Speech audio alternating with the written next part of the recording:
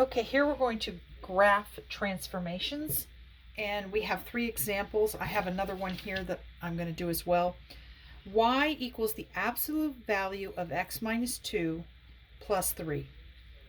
So we notice that this is an absolute value function, so it's shaped like the V. And inside the absolute value, we're subtracting 2 from x. That means we're going to move, it's going to be a horizontal shift because it's inside the function. And so we're going to move 2 units to the right. Remember, when it's inside the function, it's kind of counterintuitive. It's opposite of what you think it's going to be. The negative sign, you think, oh, I'm going to move in the negative direction, when actually when it's inside the function, you're going to move in the positive direction if it's negative.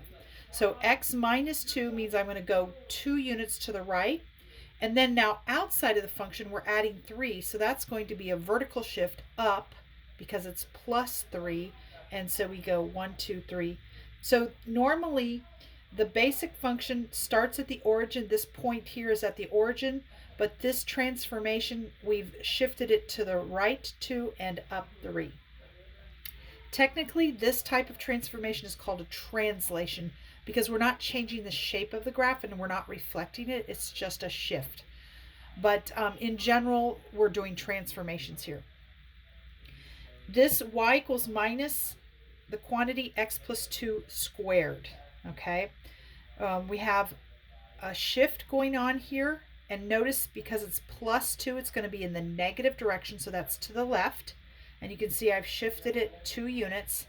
But before you shift, you're going to reflect the graph. And so we've reflected this here. The parabola normally opens up, and because of this minus, it gets flipped down, and it's still at the origin. And then inside, I'm adding 2 units inside the function, so it's going to shift to the left too. So horizontal shifts come when you add constants or subtract constants inside the function.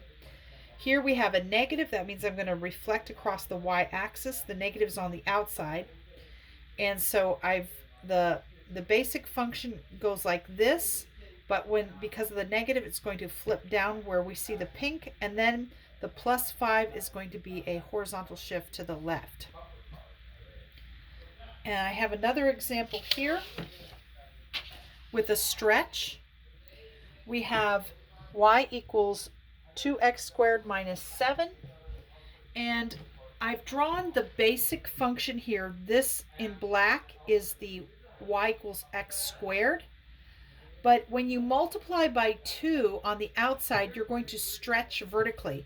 So these points, so this point here is going to stay, because anytime you multiply a 0 by a constant, it's just going to be 0. And so this point doesn't move, but all the other points, which are not on the x-axis, will be shifting upwards.